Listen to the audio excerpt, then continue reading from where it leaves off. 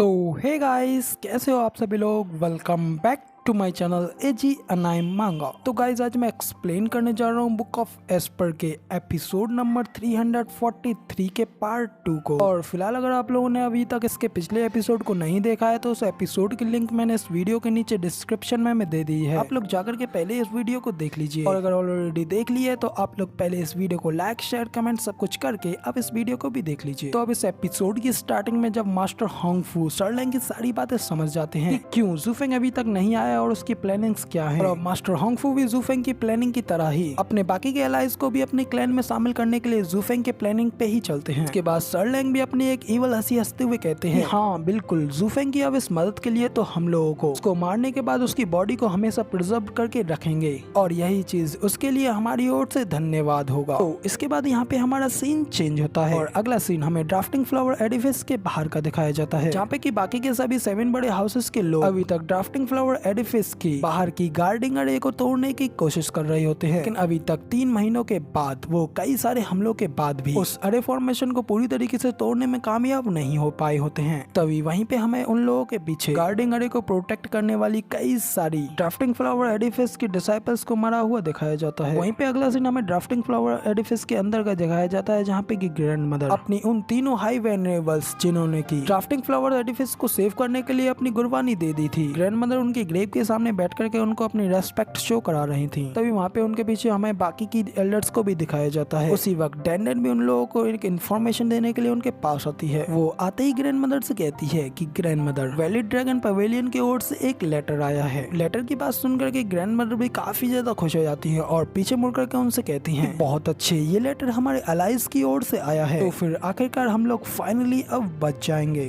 इसके बाद डैंडन उस लेटर को पढ़ने के लिए ग्रैंड मदर को दे देती है और फिर जब ग्रैंड मदर उस लेटर को पढ़ रही होती हैं, तो बाकी के एल्डर्स भी काफी ज्यादा भरोसे से ग्रैंड मदर को देख रही होती हैं। लेकिन इधर दूसरी ओर ग्रैंड मदर उस लेटर को पढ़ने के बाद काफी ज्यादा शॉक हो गई होती हैं। देख मास्टर किनकाई ग्रैंड मदर से पूछती हैं कि ग्रैंड मदर आखिर क्या हुआ, आप आखिर इतनी ज्यादा परेशान क्यों दिख रही हैं। तो ग्रैंड मदर उन लोगों से कहती हैं कि ये मैसेज पवेलियन लॉर्ड लॉन्ग की ओर से आया है, बाकी के 3 हाउसेस ने ही नहीं कि रीजन स्टेट ने भी बाहर से हमारे ऊपर पूरी तरीके से घेराबंदी कर दी है, लेकिन हेल वैली और बाकी के दूसरों की मदद करने की बजाय वो लोग हमारी मदद करने के लिए आने वाली रीइंफोर्समेंट को रोके रख रहे हैं। और पवेलियन लॉर्ड ने मैसेज में हमसे कहा है कि इस सब से उनकी पक्ष उनकी साइड को एक काफी बड़ा भारी नुकसान हुआ है, इसलिए अब उन्हें ना चाहते हुए अपने आप को पीछे हटने के लिए मजबूर होना पड़ रहा है। अब हम लोग सिर्फ और सिर्फ अपने दम पर ही सरवाइव करने की कोशिश कर सकते हैं। ग्रैंड मदर की ये बात सुनने के बाद मास्टर डूडन, मास्टर किनकाई और बाकी की सभी एल्डर्स काफी ज्यादा शॉक हो जाती हैं और काफी ज्यादा दुखी होते हुए अपने मन में कहती हैं कि अगर हमें कोई भी रीइंफोर्समेंट नहीं मिलती है, हम लोग ज्यादा से ज्यादा कुछ और मंथ्स तक अपने आप को सरवाइव करके रख पाएंगे और इसके बाद ड्राफ्टिंग फ्लावर एडिफिस को बचाए रखना हमारे लिए बहुत ही ज्यादा डिफिकल्ट हो जाएगा, या यूं कहें हम लोग पूरी तरीके से खत्म हो जाएंगे।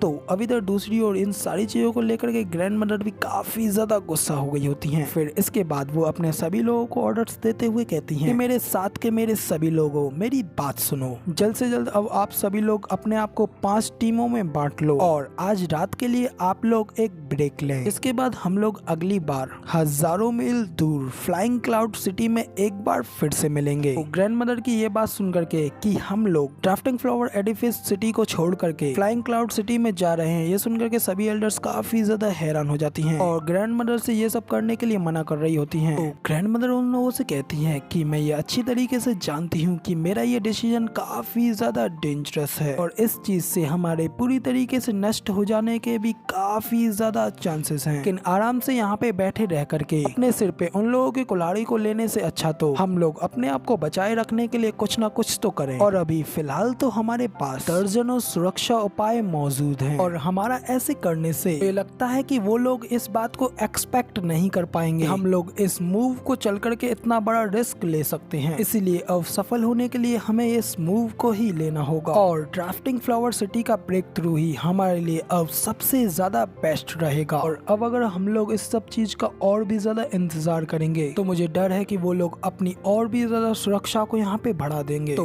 ग्रैंड मदर की ये बात सुनने के बाद सभी लोग ना चाहते हुए भी अपनी सिटी को छोड़ने के लिए तैयार हो जाती हैं। और फिर ग्रैंड मदर से एग्री होते हुए कहती है कि ठीक है ग्रैंड मदर, हम लोग आपकी बात को पूरी तरीके से समझ गए। और गाइस इसी के साथ हमारा ये वाला एपिसोड यहाँ पे कंप्लीट हो जाता है और बाकी अब इसका अगला एपिसोड आप लोगों को कल देखने को मिलेगा, क्योंकि मुझे लगता है कि वो एपिसोड इस एपिसोड से कहीं ज्यादा अमेजिंग होने वाला है। इसलिए कल आने वाले एपिसोड को तो आप लोग बिल्कुल भी मिस करने की कोशिश मत करना। और बाकी सब तो यार आप लोगों के ऊपर है। फिलहाल वीडियो पसंद आई हो तो यार एक लाइक कर देना, साथ ही कमेंट करके मुझे जरूर बताना कि आपको हमारा ये वाला वीडियो का एक्सप्लेनेशन कैसा लगा। और ऐसी अमेजिंग वीडियोस को देखने के लिए मेरे इस चैनल को सब्सक्राइब जरूर से कर लेना। शुक्रिया।